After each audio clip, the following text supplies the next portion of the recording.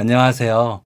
긴 해외 생활을 마치고 다시 한국에 돌아온 지 얼마 되지 않은 평범한 중년 여자입니다. 오랫동안 즐겨 듣던 썰사남의 사연을 보내게 되어 기쁘네요. 저는 꿈을 꾸기 어려운 환경에서 자랐습니다. 꿈을 꾸고 꿈을 잃어본 사람을 봐본 적이 없었기 때문이죠. 가장 가까운 어른이었던 부모님의 어릴 적 꿈은 들어본 적도 없었고 얘기해 주시지도 않았어요. 제가 아는 건 부모님이 지나보니 이러고 살고 있더라 라고 말씀하신 것뿐이었습니다. 그래서 한창 꿈 많을 나이인 국민학교 저학년 시기에도 제 장래 희망란에는 전업주부가 적혀 있었죠. 그리고 바뀐 적이 없습니다. 그런데 어느 날 다를 것 없던 일상에 큰 변화가 찾아왔습니다. 친구 집에 놀러가서 TV를 보고 있는데 TV에서 바이올린 연주를 듣게 된 것이었죠. 친구에게 물었습니다. 저게 뭐야? 저거 바이올린. 아, 악기야? 친구의 목소리에는 약간의 비웃음이 섞여 있었던 것 같습니다. 저거 바이올린이잖아. 아, 그날부터 바이올린이라는 악기가 궁금해졌어요. 그때 들은 음악이 귀에서 맴도는 것 같았어요. 나중에 알고 보니 그 음악이 클래식이라는 장르의 음악이었더라고요. 그런데 들을 수 있는 방법이 없었습니다. 부모님은 클래식이 뭔지도 잘 모르실 게 분명했고, 저도 막막했거든요. 친구의 목소리에 묻어났던 무시를 듣고 나니 친구에게 도움을 청할 수도 없었습니다. 그래서 CD를 파는 곳으로 가서 음악을 들었습니다. 사장님은 저를 크게 신경 쓰지 않으셨습니다. 하지만 가서 CD만 듣는 것도 한두 번이지. 사는 것 없이 와서 듣기만 하니 사장님이 눈치를 주기 시작하시더라고요. 그러다 얼마 되지 않아 사장님이 안 살 거면 오지 말아라는 말을 하셨고, 저는 음악을 듣지 못하게 되었습니다. 저는 음악을 들으러 가면서 악기를 파는 곳에서 기웃거리기도 했어요. 바이올린을 하염없이 바라보다 고개를 푹 숙이고 집으로 돌아오는 나날의 연속이었죠.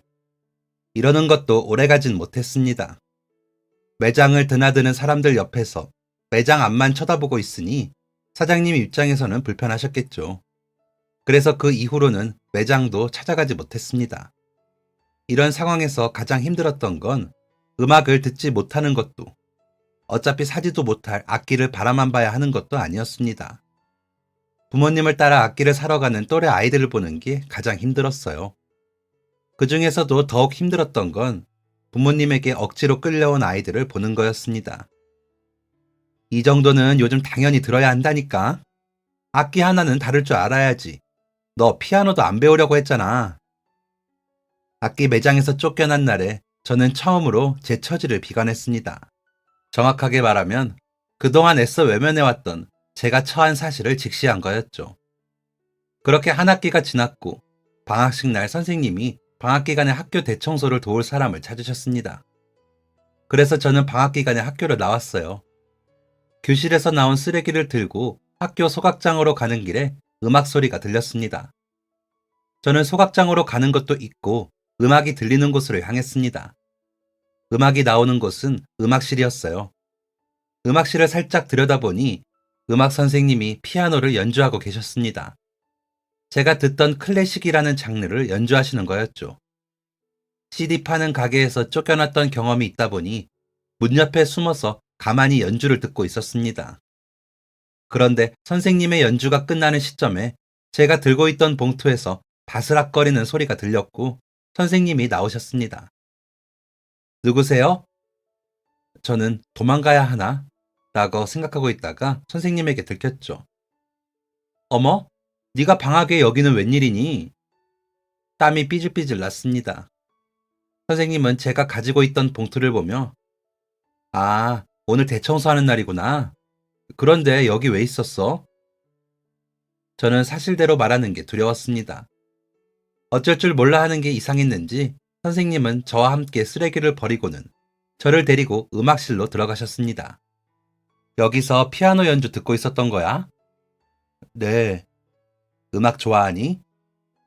잠깐의 정적이 흘렀고 네 라고 대답했습니다. 피아노 연주 해본 적 있어? 아니요. 그러면 듣는 것만 좋아하는 거야? 다시 정적이 흘렀고 연주는 해본 적이 없어서 모르겠어요. 선생님은 이후로 여러 질문을 하셨습니다. 제가 바이올린을 연주하는 걸 보고 음악에 관심이 생겼다는 것을 아셨죠.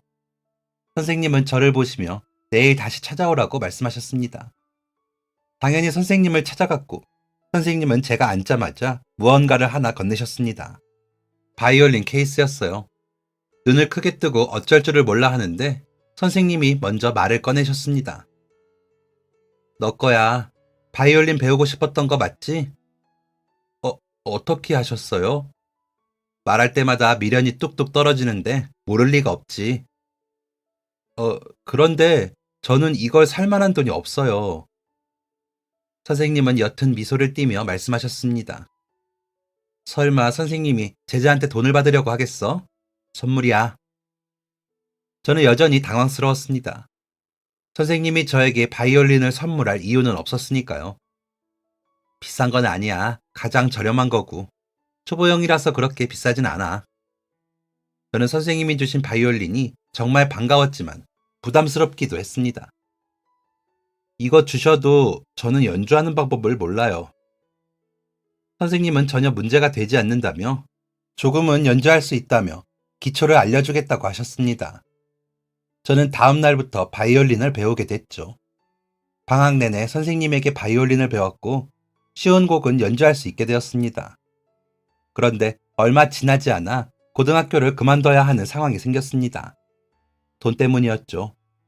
담임 선생님과 음악 선생님은 제가 학교를 계속 다닐 수 있도록 도와주셨지만 집안 사정에 깊게 개입할 수는 없었기 때문에 어쩔 수 없이 학교를 그만두게 되었어요.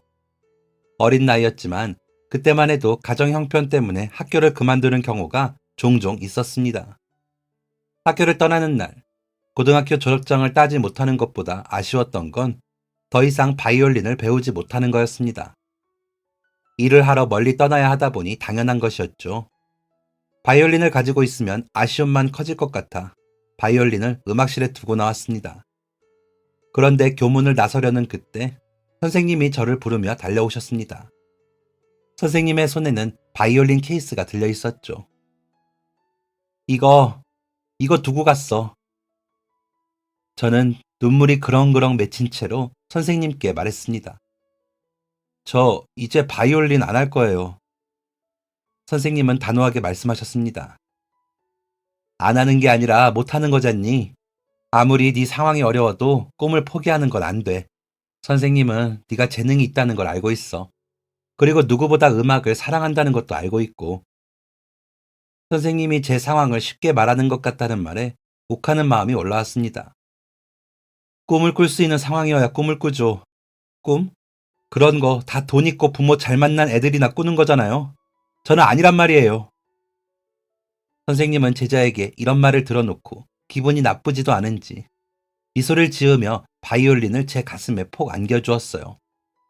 한참 씩씩거리고 있던 저는 품에 바이올린을 안고 고개를 꾸벅 숙여 인사를 한 뒤에 학교를 떠났습니다. 선생님은 제가 눈앞에서 사라질 때까지 제 뒷모습을 바라보고 계셨어요. 그 후로 가족들을 떠나서 회사 기숙사에서 살게 되었어요. 사실 말이 기숙사지 작업실 옆에 있는 작은 쪽방에서 지내는 것이었죠. 부엌이 없어서 회사 탕비실 같은 곳에서 가스 버너를 사용해 음식을 해 먹었어요. 이것도 음식이라 할 만한 건 아니었습니다. 대부분이 라면이었죠. 아니면 회사 점심시간에 먹다 남은 반찬이었습니다. 밥다운 밥도 못 먹고 쪽방에서 새우잠을 자면서도 죽을 만큼 힘들지는 않았습니다. 바이올린 덕분이었죠. 저는 밥을 마시듯이 먹은 뒤에 회사 뒤에 있는 산으로 갔습니다. 아주 큰 산은 아니었지만 다른 사람의 눈을 피해 있을 수 있을 만한 크기였습니다. 제가 굳이 을씨년스러운 산으로 간 건 사람들에게 피해를 끼치지 않으려고였어요. 그리고 사람들이 제가 바이올린을 연주한다는 것을 알면 저를 비웃을 것 같았습니다. 그걸 해서 뭐하냐? 네가 그걸 해서 대학을 갈 거냐? 뭘 할 거냐? 그런 건 잘 사는 사람들이나 하는 거다. 같은 무시말이에요. 그런 이야기를 들을 수도 있다는 걸 알면서도 매일 숲으로 향했습니다. 비 오는 날 빼고요. 그런 날은 우울했죠. 혼자 연습하는 게 쉽지는 않았지만 수입이 생겨서 CD를 살 수 있었기 때문에 그걸 들으면서 연습했어요. 집에 돈을 보내고 나면 쥐꼬리만한 돈이 남았는데 그 돈을 쪼개고 쪼개서 CD를 샀죠. 그래서 밥다운 밥을 먹을 수 없었던 거였어요. 몇 년이 지나 집안 사정이 조금 나아졌고 집으로 돌아가서 가족들과 지내며 일을 할 수 있게 되었습니다. 저는 아침 일을 하러 가야 했는데 그날은 아주 늦게 눈이 떠졌어요. 씻지도 못하고 후다닥 밖으로 나갔습니다. 그래서 지름길로 갔어요. 자태한 고등학교 앞이었죠. 서둘러 발을 옮기고 있는데 뭔가 이상했습니다. 분명 학생들이 등교를 해야 하는 시간인데 고요했거든요. 일찍 출근하는 사람들이 조금 보일 뿐이었죠. 문이 열려있는 가게 앞으로 가서 시계를 슬쩍 보니 일하러 가야 하는 시간보다 1시간이 빠른 시간이었습니다. 시계가 잘못된 거였는지 출근 시간보다 한참 일찍 나온 거였죠. 급하게 나온 게 후회되면서 터덜터덜 일하는 곳으로 갔습니다. 어쩔 수 없지 뭐 라고 생각했던 것 같아요. 그런데 천천히 걸음을 옮기는데 누군가가 저를 불렀습니다. 고개를 돌려서 보니 음악 선생님이 계시더라고요. 선생님 얼굴엔 반가움이 가득했습니다. 그런데 저는 그럴 수가 없었어요. 선생님은 제 표정이 좋지 않은 걸 아셨습니다. 잘 지냈니? 저는 도망치고 싶은 마음 반, 선생님이 반가운 마음 반이었습니다. 저는 땅만 보고 있었어요. 선생님은 다가와서 물으셨습니다. 일하러 가니? 고개를 끄덕였어요. 어느 쪽으로 가니? 저기 사거리 쪽으로 가요. 선생님은 저와 함께 발걸음을 옮기셨습니다. 짧은 거리였지만 많은 대화를 나누었어요. 저도 그동안의 이야기를 누군가에게 나누고 싶었나 봅니다. 저는 선생님에게 지금까지 있었던 이야기를 했어요. 선생님은 사거리에서 저를 배웅하며 어렵게 입을 떼셨습니다. 내일 일 끝나고 음악실로 올래? 오늘 못다 했던 이야기를 하고 싶은데. 제가 아무 말하지 않자 선생님은 다시 어렵게 말씀하셨습니다. 오고 싶지 않으면 안 와도 돼. 너무 부담 가지지 말고. 하루 종일 선생님의 말이 귀에 맴돌았습니다. 다음 날 저는 학교에 가지 못했어요. 발이 떨어지지 않더라고요. 그렇게 고민에 고민만 했습니다. 일주일이 넘는 시간이 지나는 동안 한 번도 학교 쪽으로는 발걸음을 하지 않았습니다. 거의 2주 정도가 지났을 때 가볼까? 라는 생각이 들었어요. 설마 선생님이 지금까지 기다리고 계시겠어? 라고 생각하면서 나름 선생님이 계셨으면 좋겠다는 생각을 했습니다. 무거운 발걸음으로 음악실로 향했는데 음악실에 불이 켜져 있었습니다. 혹시? 음악실로 다가갔습니다. 음악실 안에는 선생님이 계셨어요. 들어갈까 말까 고민하고 있는데 선생님이 저를 발견하셨습니다. 쭈뼛쭈뼛 음악실로 들어가니 감회가 새롭더라고요. 한동안 열정적으로 들락날락했던 곳이었으니까요. 저는 선생님에게 그동안 있었던 일들을 더욱 자세하게 설명했습니다. 그리고 일을 하러 가서도 연습을 계속했다는 이야기를 했죠. 선생님은 깊은 생각에 잠기셨습니다. 그리고 저를 가르칠 때 쓰셨던 바이올린을 꺼내셨어요. 솔직히 아주 놀랐습니다. 그리고 그게 완벽하게 관리되어 있다는 사실에 더 놀랐어요. 왜 이걸... 혹시 모르잖니? 네가 바이올린을 얼마나 좋아했는지 내가 아는데. 언젠가 나를 찾아올지도 모른다는 생각을 하기도 했고 선생님의 목소리에는 아쉬움이 뚝뚝 떨어지고 있었어요. 선생님과 저 사이에는 긴 정적이 흘렀습니다. 정적을 먼저 깬 사람은 선생님이었어요. 그동안 네가 엄청 걱정됐어. 그렇게 가고 나서 얼마나 마음이 안 좋았는지. 이제 집에서 일하는 거지? 일주일에 2번만이라도 시간 내줄 수는 없을까? 저는 비관적이었어요. 2번 배운다고 해도 뭐가 달라질까요? 선생님은 제 손에 바이올린을 쥐어주시며 연주를 해보라고 하셨습니다. 저는 탐탁지 않아 하며 바이올린을 켰습니다. 연주를 마치고 선생님은 진지하게 말씀하셨습니다. 이것 봐, 너는 이 길을 가야 해. 선생님은 계속 저를 설득하셨고 저는 일주일에 2번씩 선생님을 찾아가서 바이올린을 배웠습니다. 사실 어느 순간부터는 배운다는 표현 자체가 무색해졌습니다. 그동안 연습은 어떤 식으로 했니? 그냥 CD 들으면서 했어요. 선생님은 크게 놀라셨습니다. 알려주는 사람 한 명 없이 듣는 것만으로 악기를 연주했다는 게 신기했던 거겠죠. 간단한 곡만 연주할 수 있었던 제가 이 정도 실력을 갖췄다는 걸 믿지 못할 정도였습니다. 제가 누구한테 어떤 능력으로 배웠겠어요? 선생님은 그제야 수긍하셨습니다. 어느 날 선생님이 이렇게 말씀하셨어요. 이제는 네가 나한테 배운다는 말도 우습다. 결정해야 할 때가 온 것 같아. 그날 수업은 일찍 끝났습니다. 선생님을 본 건 다음 날 저희 집이었어요. 너무 놀라서 말도 못하고 있는데 선생님과 부모님은 굳은 얼굴로 저를 자리에 앉히셨습니다. 자리에 앉았을 때 아버지가 물으셨어요. 악기를 배우고 있었다고? 흠칫 놀랐습니다. 괜히 죄 지은 듯한 기분이었어요.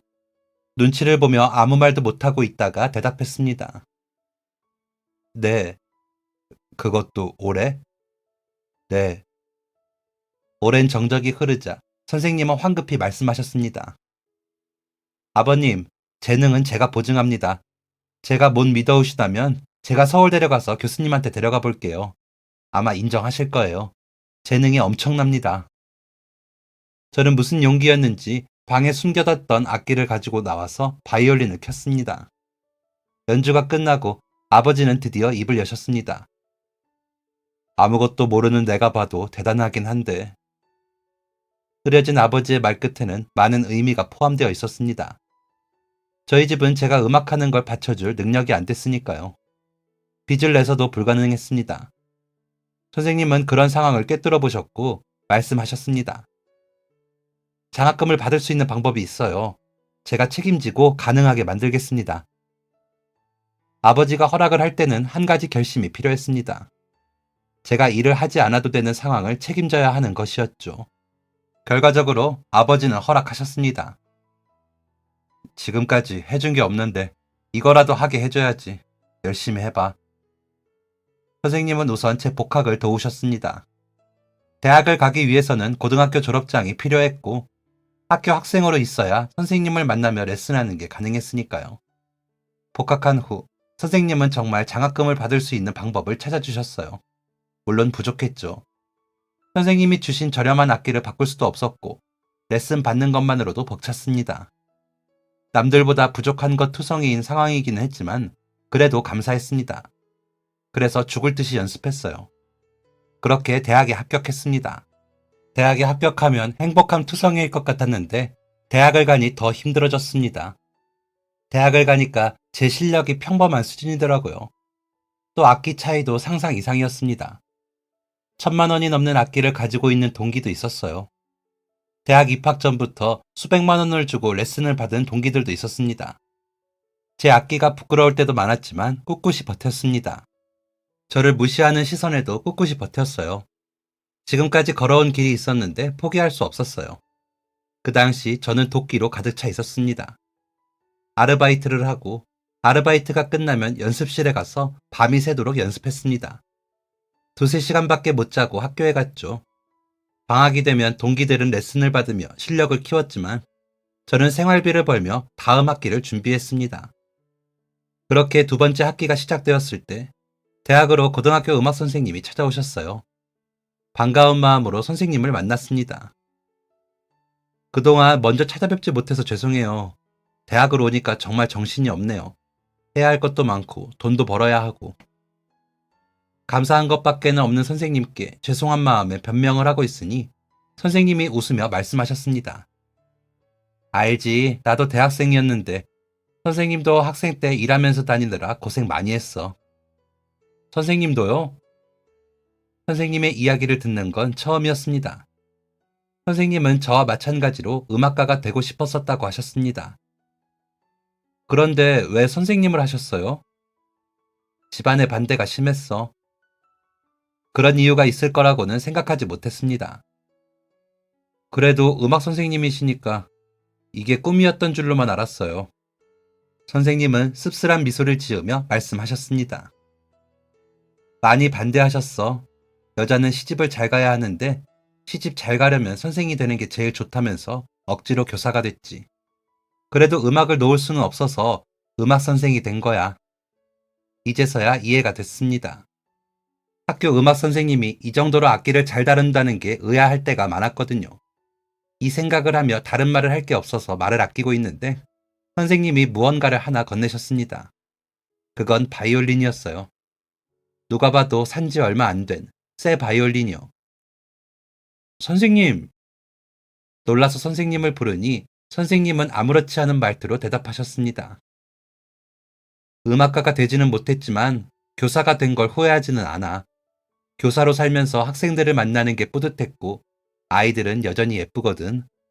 그런데 과거를 생각하면 아쉬운 마음이 커. 그래서 적어도 내 제자 중에는 꿈을 포기하는 아이가 없었으면 좋겠다고 생각했어. 꿈을 꾸지도 못하는 상황은 너무 슬프잖아. 그리고 힘들 때 자신을 도와주는 어른이 한 명쯤은 있었다는 걸 알려주고 싶었어. 인생을 살다 보면 힘든 일이 많더라고. 그런데 어른이 되면 도와주는 사람이 많지 않아. 자기 스스로 해결해야 하는 일이 많지. 그래서 알려주고 싶었어. 나중에 힘든 일이 생기더라도 도와줄 사람이 한 명쯤은 있다는 사실을 알려주려고. 선생님은 저를 홀로 살 수 있는 아이로 만들려 하셨던 거였어요. 저는 선생님의 이야기를 듣고 괜히 숙연해졌습니다. 자기 꿈은 이루지 못했지만 다른 사람의 꿈을 위해 최선을 다해준다는 건 정말 너무나 어려운 일이니까요. 너무 그렇게 보지 마. 나는 선생이 천직이라고 생각해. 너를 보니까 그 생각이 더 확고해지더라고. 진짜 천재는 이런 사람인데 내가 음악을 너무 쉽게 봤구나 하는 생각도 들고. 선생님은 일부러 저를 추켜 세워 주셨습니다. 왜 그런 말씀을 하세요? 부담스럽게. 선생님은 눈을 동그랗게 뜨며 말씀하셨습니다. 왜 부담스러워? 너 잘하는 거 세상 사람들이 더 잘 알아. 그리고 더 비싼 걸 해주고 싶었는데 너도 알듯이 교사 월급이 많지 않아서. 선생님은 진심으로 미안해하고 있었어요. 왜 미안해하세요? 제가 더 미안해야죠. 선생님이 이런 것까지 해주실 이유는 없는데. 선생님과는 아련한 인사를 끝으로 헤어졌습니다. 저는 힘든 대학 생활을 하면서 슬럼프가 온 상황이었는데 선생님과의 만남을 통해 마음을 바로잡았습니다. 이렇게 대가 없는 응원을 받고 있는데 무너질 수 없었죠. 저는 선생님이 주신 악기를 가지고 또다시 최선을 다해 살았습니다. 여러 가지 일들을 겪으면서 많은 분들의 후원을 받을 수 있었고 학교에서 장학금을 받으며 공부할 수 있었습니다. 제 입으로 말하기 부끄럽지만 저는 독보적인 실력을 가졌다는 평을 받으며 대학을 졸업했습니다. 그리고 실력을 인정받아 미국에서 공부할 수 있는 기회를 얻을 수 있었어요. 미국에서의 생활도 쉽진 않았지만 장학금을 받으면서 공부를 마칠 수 있었습니다. 그리고 대학을 졸업하기 전부터 미국에 있는 오케스트라에서 오케스트라 단원으로 음악 활동을 시작했습니다. 바쁘게 살면서 한국에 있는 사람들과 관계가 소원해지기는 했지만 딱 한 사람, 자주 생각나는 사람이 있었어요. 바로 음악 선생님이었습니다. 문제는 선생님과 연락이 닿지 않는다는 거였어요. 수소문해보았지만 찾을 수 없었죠. 그런데 살다 보니 선생님을 수소문해서 찾는 것도 쉽지 않더라고요. 미국에서 결혼을 하고 아이를 낳고 제 생활을 꾸려나가느라 다른 일들에 신경 쓸 겨를이 없었죠. 그런데 어느 날 고등학교 동창 한 명과 연락이 닿았습니다. 제가 미국에 있다는 소식을 들었고 본인이 미국에 출장을 가게 되었는데 얼굴 한번 보고 싶다는 연락이었죠. 제가 자퇴를 하기 전까지 가깝게 지냈던 친구였기 때문에 반가웠습니다. 친구를 만나서 반갑게 인사했습니다. 와, 모르고 만났으면 못 알아보겠어. 저는 반갑게 웃으며 대답했습니다. 열심히 살다 보니 좋은 날도 있더라. 동창과 이런저런 대화를 하다 보니 음악 선생님 이야기가 나왔습니다. 혹시 음악 선생님 연락처 알아? 음악 선생님? 글쎄, 나랑은 접점이 별로 없었어서. 아, 그렇구나. 동창은 저와 음악 선생님의 이야기를 그제야 들었습니다. 동창과의 만남을 마치고 돌아서서 가던 동창이 갑자기 다시 다가왔습니다. 음악 선생님을 계속 찾고 있는 거지? 응, 그런데 여기서 정착을 하게 됐다 보니 선생님을 찾기가 어렵네. 부모님 뵈러 한국 갈 때마다 찾는데 그것도 어렵고. 동창은 내가 한번 찾아볼게 라고 말하고 한국으로 떠났습니다. 동창이 떠난 지 몇 개월 정도가 지나고 선생님을 찾아주겠다는 동창의 약속이 잊혀갈 때쯤 동창에게 연락이 왔습니다. 선생님을 찾았다는 연락이었죠. 선생님을 찾았다고? 정말? 당장 한국으로 갈게. 어디로 가면 돼? 정말 고마워. 너무 기쁜 마음에 두서없이 아무 말이나 쏟아냈습니다. 그런데 동창이 이상하다시피 조용했습니다. 왜 아무 말이 없어? 동창은 조심스럽게 말했습니다. 그게, 선생님이 좀 아프셔. 심장이 쿵 하고 주저앉는 기분이었습니다. 선생님은 치매가 진행되고 있는 상황이었고 거동이 불편한 상태였다고 했어요. 저는 곧바로 한국으로 향했습니다. 실제로 본 선생님은 제 기억 속의 선생님이 아니었어요. 살은 쭉 빠져서 얼굴이 말라 있었고 윤기가 났던 머리카락은 푸석푸석해져 있었죠. 보살펴주는 가족도 없었습니다. 오랜 결혼 생활에도 아이가 생기지 않았고 남편과 단둘이 오붓하게 살고 계셨는데 남편분이 사고로 일찍 돌아가셨다고 했죠. 선생님의 건강 상태가 이 정도로 나빠졌던 이유는 남편분이 갑자기 세상을 떠나면서 그 충격으로 쓰러졌기 때문이었습니다. 교사로서 교단에 설 수도 없었고 그렇게 교직에서 내려온 뒤 홀로 늙어가고 계셨던 거였어요. 너무 슬펐습니다. 그렇게 사랑이 넘치고 애정 가득했던 선생님의 눈에 생기가 돌지 않았으니까요. 그런데 그런 와중에도 선생님은 자신이 음악을 사랑했다는 것과 자신이 교사였다는 것, 그리고 저만큼은 똑똑히 기억하셨습니다. 다른 기억들은 조금씩 흐려졌고 까먹은 것들이 많았는데 저와 있었던 일들은 아주 또렷하게 기억하고 계셨습니다. 그래서 선생님, 저 기억하세요? 라고 물었을 때 선생님은 길게 고민하지 않으셨습니다. 흐릿했던 동공에 힘을 주며 말씀하셨죠. 혜정이? 선생님은 제 이름을 똑바로 말씀하셨습니다. 감격스러웠어요. 아무것도 기억하지 못하는 분이 음악과 저만은 기억해 주셨으니까요. 네, 선생님. 저 선생님한테 바이올린 배웠던 혜정이에요. 선생님은 저를 매우 반가워하는 것처럼 보였지만 동공은 금방 흐려졌습니다. 저는 포기하지 않고 선생님에게 제 존재를 알렸습니다. 선생님이 가장 기뻐할 사실은 제가 음악으로 성공했다는 것일 테니 제가 얼마나 열심히 살았고 선생님의 도움이 헛되지 않았다는 걸 꼭 알려드리고 싶었어요. 한 번씩 선생님의 정신이 돌아오실 때가 있었지만 정신이 온전하지 않을 때가 더 많았습니다. 그래도 포기하지 않았어요. 계속해서 말씀드렸습니다. 저 혜정이에요, 선생님. 바이올린도 사주시고 장학금도 받게 해주시고 바이올린을 처음 가르쳐준 분도 선생님이시잖아요. 선생님, 저 공부 잘해서 미국으로 유학도 갔고 거기서 오케스트라도 했어요. 이게 다 선생님 덕이에요. 정말이에요. 이렇게 최선을 다해서 선생님에게 제 존재를 알린 지 시간이 꽤 흘렀고 선생님의 치매도 조금 호전되었습니다. 의사도 신기해 하더라고요. 그렇게 하다 보니 선생님이 저를 조금씩 인식하기 시작했습니다. 선생님이 처음으로 제 성공에 기뻐하셨을 때 저는 눈물이 날 정도로 행복했습니다. 정말 대학도 잘 졸업하고 미국 가서 오케스트라도 하고 그랬어? 정말? 눈물이 그렁그렁 맺힌 채 대답했습니다. 네, 선생님. 저 이제 더 이상 라면으로 식사 때우면서 연습하지 않아도 돼요. 악기도 좋은 걸로 바꿨고 음악만 해도 먹고 살아요. 선생님은 정말 다행이라는 목소리로 제 손을 감싸잡으며 말씀하셨습니다. 다행이다. 정말 다행이야. 선생님의 진심이 마음으로 전해지더라고요. 저는 남편을 가리키며 말을 이었습니다. 선생님, 여기 제 남편이에요. 미국계 회사 다니고 있고 미국에서 태어나고 자랐어요. 부모님은 한국 분이시고. 저는 선생님의 정신이 언제 돌아올지 모른다는 생각에 급하게 말을 쏟아냈습니다. 선생님은 저를 다독이며 말씀하셨어요. 괜찮아, 괜찮아. 선생님 어디 안 가. 천천히 말해도 돼. 그때는 눈물을 참을 수 없더라고요. 엉엉 울며 남편의 소개를 마쳤습니다. 아이가 한 명 있어요. 지금은 학교를 가서 없는데 아주 예쁘고 착한 아이예요. 예의 바르고 친구들에게 친절하고.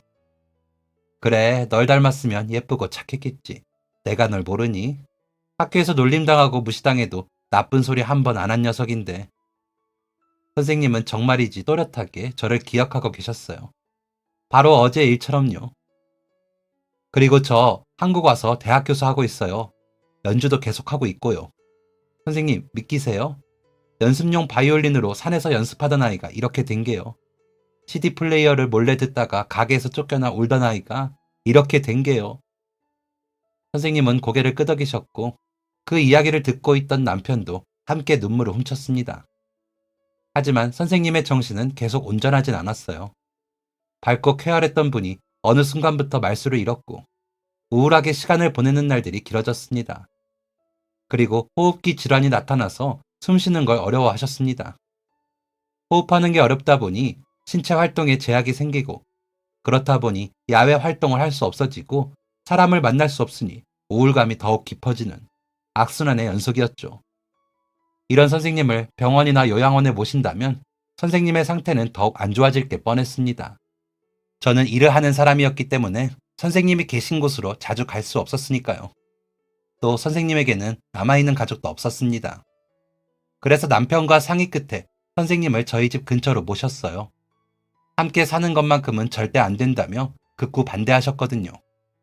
그것만큼은 선생님의 뜻을 꺾지 못했고 저는 선생님이 살게 될 집을 정부에서 지원해주는 집이라고 속여 선생님을 그곳으로 모셔왔습니다. 매일 들여다봤어요. 그런데 선생님은 한 번씩 도망을 쳤습니다. 상태가 안 좋아서 도망가는 게 아니라 상태가 좀 좋아져서 거동하기가 조금 나아지면 도망을 갔죠. 정말 왜 이러시냐 답답한 마음에 하소연해보았는데 그때마다 돌아오는 대답은 내가 너한테 미안해서 어떡하니? 내가 너한테 뭐 그리 대단한 사람이라고. 다 늙어서 제자한테 의탁할 생각 없다. 그리고 네 남편은 어떡하고 네 자식은 어떡하고 아무리 다른 집에서 산다 한들 네 가족한테 나는 남일 뿐이야. 네 마음은 절대 잊지 않으마. 그런데 나한테 이렇게 잘해주지 말으렴. 그럴 때마다 저는 다른 지내실 곳을 찾아드리겠다. 그때까지 기다려달라. 그 정도는 해주실 수 있지 않느냐라고 말하며 선생님을 안심시켰습니다. 정말 죄송스럽게도 거짓말이었죠. 이런 상황의 반복이었습니다. 선생님은 미안하다며 자꾸만 도망가셨고 저는 그런 선생님을 설득해서 돌아왔죠. 선생님은 주기적으로 병원 치료를 받아야 하는 상태였음에도 불구하고 자꾸만 도망가려 하셨습니다. 그래서 선생님이 사라졌다는 연락을 받으면 가슴이 철렁했어요. 그런데 그런 상황에서도 그나마 다행이었던 건 선생님이 가는 곳으로만 가신다는 거였어요. 보통 옛날에 살던 곳으로 가기 위해 터미널로 가셨죠.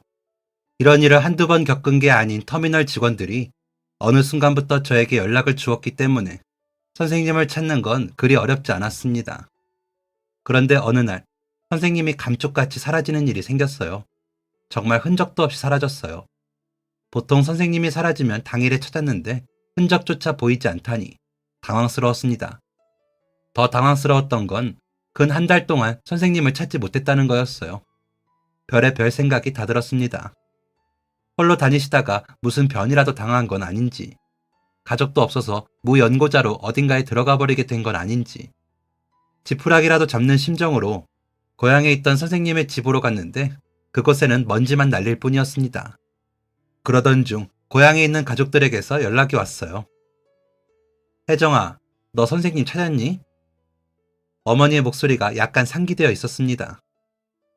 아니요, 아직이요. 아니, 내가 동네에서 선생님을 본 것 같아. 시간이 지나기도 했고, 이젠 얼굴도 가물가물하기는 한데, 뭔가 선생님 같네. 어머니의 연락을 받자마자 고향으로 향했습니다. 어머니와 함께 선생님을 봤다는 곳으로 향했어요. 꽤 오랫동안 기다리고 있는데, 멀리서 삐쩍 마른 사람 한 명이 걸어오는 게 보였습니다. 선생님이에요. 어머니는 깜짝 놀라며 말씀하셨습니다. 뭐? 저 사람이? 그 선생님이시라고? 정말? 제가 10대였을 때만 해도 선생님은 동년배인 저희 어머니에 비해 훨씬 젊어 보이셨습니다. 그도 그럴 게 저희 어머니는 꾸준히 일을 하셨으니까요. 그런데 지금은 달랐어요. 선생님의 모습에는 생기가 없었죠. 저희 어머니에 비해서요.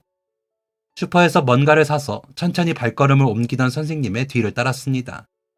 도착한 곳은 학교와 선생님의 옛집 사이에 있는 작은 산 안에 있는 다 쓰러져가는 집이었어요. 대체 이런 곳에서 한 달 동안 어떻게 지내셨나 아찔하더라고요. 옆에 있던 어머니도 당황해하며 물으셨습니다. 선생님, 호흡기가 안 좋다고 하지 않으셨니? 대체 이 날씨에 난방도 안 될 곳에서. 아이고 현정아, 이게 무슨 일이라니? 저는 당장 그 집 안으로 들어갔습니다. 문의 역할을 제대로 하고는 있는 건지 의심스러운 문을 열고 들어가니 빵을 먹고 있는 선생님의 모습이 보였어요. 선생님은 콜록거리며 저를 바라보았습니다. 그리고 놀란 표정을 지으셨어요. 너 여기는 어떻게... 선생님, 정말 왜 그러세요? 속상한 마음에 선생님에게로 성큼성큼 걸어가자 선생님은 제대로 나오지도 않는 목소리로 으름장을 놓으셨습니다.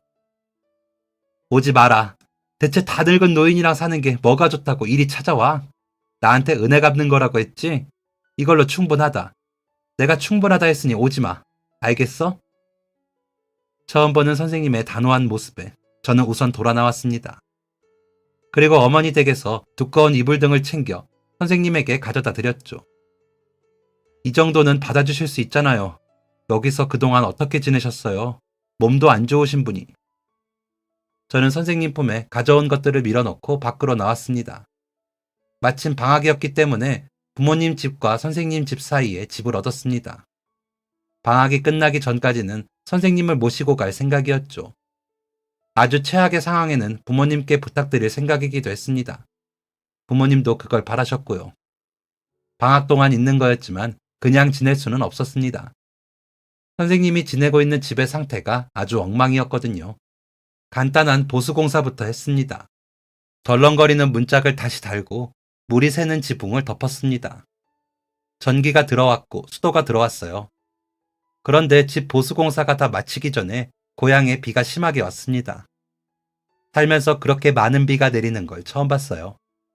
비가 오자마자 선생님 댁으로 갔는데 기둥이 제대로 수리되지 않은 선생님의 집은 흔들거리고 있었습니다. 선생님! 놀라면서 다가오니 선생님이 힘겹게 집 밖으로 나오는 게 보였습니다. 선생님을 부축해서 집 밖으로 나오는데 등 뒤에서 우르르 하는 큰 소리가 들렸습니다. 뒤를 돌아보니 선생님의 집이 쏟아지듯 무너지는 게 보였어요. 조금만 늦게 나와도 저 집에 깔릴 수도 있었겠다는 생각에 등골이 오싹했습니다. 선생님은 이젠 더 이상 피할 수 없다는 걸 아셨던 것 같아요. 자신이 도움을 받아야 하는 존재라는 걸 깨달으신 거죠. 그 마음을 눈치챈 저는 선생님에게 다시 저와 함께 서울로 돌아가시길 부탁했습니다. 하지만 선생님은 역시나 예상과 같은 반응을 보이셨어요. 아주 어렸을 때 친절히 대해준 것만으로 이런 대접을 받으니 참 감사하구나. 그런데 나는 여전히 이런 관심과 돌봄이 과하다고 생각해. 나는 내가 너처럼 대단하다고 생각하지 않는단다. 아니에요, 선생님. 누가 그렇게 말해요. 선생님이 아니었으면 제가 이 자리에 있을 리가 없어요. 꿈을 이룰 수도 없었을 거고 다른 사람들을 도울 수도 없었겠죠. 무엇보다 저희 부모님도 선생님께 감사하고 있어요. 선생님이 아니었다면 집안 사정이 이렇게 나아질 수 있을 리가 없었으니까요. 선생님은 제 은인이고 제 가족들의 은인이세요. 그러니 부담스럽다는 말은 하지 마세요. 하지만 선생님은 뜻을 굽히지 않으셨습니다. 나는 돌봐줄 가족이 없어. 내 통장에 모아둔 돈이 있는데 그 돈이 어디에서 어떻게 찾아야 하는지 기억이 나지 않는구나. 그걸 찾아줘. 나를 시설에 보내줄 만큼의 돈은 있을 거란다. 하지만 선생님의 기억은 잘못된 것이었습니다. 선생님 통장에는 단 한 푼도 남아있지 않았어요. 이미 공중분해된 지 오래였죠. 선생님의 남편분이 돌아가시고 선생님이 쓰러지셨을 때 남편의 가족들이 빼갔다는 게 제 추측입니다. 이 이야기를 선생님에게 전달하니 선생님의 얼굴에 수심이 깊어졌어요. 그럴 리가. 그러면서도 저와는 절대 못 산다고 으름장을 놓으시더라고요. 저는 우선 선생님을 시설에 모셨습니다. 나라에서 나오는 지원금도 찾아서 선생님에게 드렸죠. 반포기 상태였던 것 같습니다. 저렇게 완강하게 함께 살길 거절하는 선생님에게 계속해서 같이 살자 말씀드리는 것도 이제는 죄송스러워서 안 되겠더라고요. 그렇게 시간이 꽤 지났고 제가 다니던 고등학교에서 연락이 왔습니다. 무슨 일인가 싶어 물으니 학교에서 학교를 빛낸 졸업생들이라 하여 몇 명을 뽑아 상을 준다고 하더라고요. 감사한 마음으로 상을 받으러 갔는데 고등학교를 같이 다닌 친구를 만났습니다. 친구가 너도 이 상 받니? 라고 물었고 저는 반갑게 인사했습니다. 친구는 사업으로 성공한 사람이었어요. 상을 받는 이유는 성공한 CEO로 돈을 많이 받는 것이 아니라 불우한 이웃을 도우며 사회에 선한 영향력을 끼친 것이었죠. 그동안 멋있게 살았나 보다. 친구는 머쓱하게 웃었습니다. 너도 마찬가지잖아. 난 네가 바이올린을 하는지도 몰랐어. 그리고 친구의 말 끝에 어떤 의미가 있는지는 듣지 않아도 알았습니다. 그렇지, 가정 형편이 좋지 않았는데 어떻게 음악을 했는지 궁금하겠지? 친구는 머쓱한 얼굴로 고개를 끄덕였습니다. 수상식이 시작될 때까지 그 짧은 시간에 많은 이야기를 나누었습니다. 그중 하나가 음악 선생님에 관한 것이었어요. 그런 일이 있었구나. 나는 음악 선생님이랑 따로 접점이 없었던 것 같아. 아무래도 그렇지. 주요 과목 선생님이 아니니까. 그래도 친절하셨다는 건 기억나. 내가 노래를 정말 못 부르거든. 근데 그걸 듣고서도 잘했다고 격려해 주시더라. 그래서 아직도 노래 부를 때 기죽지 않아. 그렇다고 잘 부르게 된 건 아니거든. 근데 그때 선생님이 해준 말이 자신감이 됐나 봐. 역시 선생님은 모든 학생들에게 친절한 분이셨습니다. 그렇게 상을 잘 받고 친구와는 다음을 기약한 뒤 헤어졌습니다. 그렇게 몇 개월이 지나고 모르는 번호로 전화가 왔습니다. 네, 여보세요? 혜정이니? 함께 상을 받았던 사업가 친구였습니다. 이런저런 이야기를 하다가 또 선생님 이야기가 나왔어요. 선생님은 요즘은 잘 지내셔? 저는 한숨을 뱉으며 말했습니다. 휴, 잘 지내신다곤 하는데 내 옆에 계신 게 아니라서 걱정되네. 친구와 저는 만나자는 약속을 잡았고 저는 약속 당일 친구를 만나러 갔습니다. 친구가 저를 불러낸 이유는 선생님의 집을 지원해주고 싶어서였습니다. 그것도 제 집과 비슷한 위치예요. 뭐? 네가 아무리 좋은 일을 한다고 해도 집을 해주는 건 리스크가 너무 커. 친구는 웃으며 대답했습니다. 완전히 주는 거 아니야. 빌려주는 거지. 부담을 덜어주기 위한 방법이었을 것입니다. 하지만 집을 선뜻 받을 수는 없었습니다. 그래도 이건 너무 과해. 선생님은 내가 설득해볼게. 친구는 단호하게 말했습니다. 아니, 가까운 집에서 함께 지내. 너를 대단하다고 생각하는 것도 있지만 그런 너를 키워낸 선생님은 더 대단하다고 생각해. 그게 참스승이 아니면 누가 참스승이란 말이야. 교사도 사람인데 어떻게 너한테 그렇게 올인할 수 있었겠냐고. 그동안 밀린 레슨비를 내는 거라고 생각해. 선생님은 충분히 이런 걸 받을 수 있는 가치를 가진 분이야. 선생님 같은 분들이 많아져야 이 세상이 더 살기 좋아지는 거고, 이런 분들이 많아질 수 있도록 동기를 부여하는 게 나와 우리 회사가 하는 일이거든. 선생님은 충분히 자격이 있는 분이야. 선생님에게 이 말을 전했습니다. 선생님은 드디어 마음을 돌리셨어요. 선생님, 선생님이 선례를 보여주셔야 선생님 같은 교사들이 많아질 거라고 하는데 이래도 거절하실 거예요? 물론 대가를 바라고 하신 일이 아니라는 거 잘 알아요. 그래도 제자들의 마음까지 애써 거부하실 이유는 없잖아요. 이후 선생님을 제 집으로 모시고 들어오는 건 하지 못했지만 선생님을 제 옆집에 모시는 건 성공했습니다. 선생님이 지내시게 될 집은 아주 좋은 집이었어요. 선생님은 집이 너무 좋은 나머지 자기 집과 저희 집을 바꾸자고 하실 정도였어요. 그런데 선생님이 좋은 집에서 살게 된 것보다 더 감사했던 건 시설에서 오히려 건강이 안 좋아졌던 선생님이 계속 병원을 다니면서 건강을 회복하고 계시다는 것입니다. 물론 치매 증상이 나타나기는 하지만 이 정도만 해도 감사할 따름입니다. 선생님은 남은 여생을 가장 사랑하는 것으로 채우고 싶어 하십니다. 그중 하나는 남편이었는데 떠났으니 어쩔 수 없고 어렸을 적 포기해야 했던 음악을 하고 싶어 하시죠.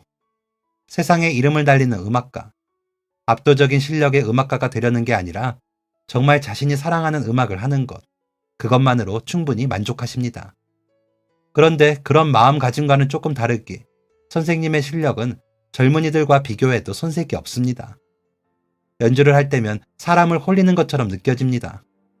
물론 몸이 굼떠진 건 사실이지만 지금까지 쌓아왔던 세월의 연륜은 무시할 게 못 되더군요. 나중에 기회가 된다면 주변 사람들과 동창들을 모셔놓고 선생님의 작은 음악회를 열어드리고 싶습니다. 깜빡깜빡하고 정신이 온전하지 못할 때도 저와 가족, 음악만은 기억하는 선생님이 언제까지고 건강하게 오래 사시길 오늘도 바라고 또 바랍니다. 제 사연은 여기까지입니다. 제 사연을 선택해주신 썰사남에도 감사드리고 이 사연을 끝까지 들어주신 여러분께도 감사의 말씀을 드립니다. 감사합니다. 지금까지 사연 들어주셔서 감사합니다. 사연이 재밌으셨다면 구독과 좋아요를 눌러주세요. 감사합니다. 안녕히 계세요.